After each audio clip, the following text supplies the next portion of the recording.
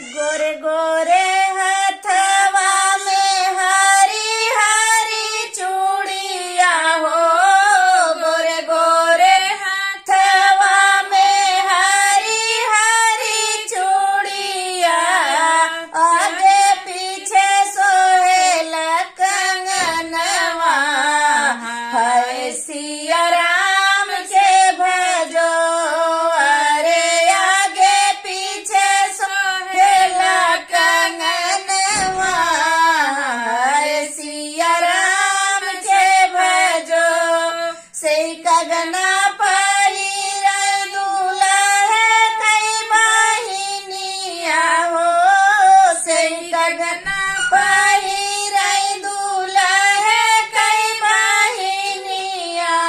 घर घर मांगली जोरनवा, है सिया राम के भजो, अरे घरे घरे मांगली जोरनवा, है सिया राम के भजो, अपनी महलिया से बोला वही हमारे भैया, अपने महलिया से बोला वही अपनी महलिया से बोला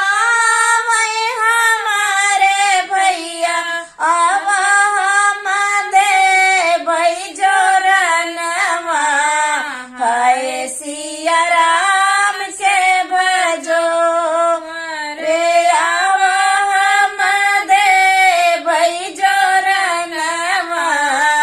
है सिया राम के भजो, एक माह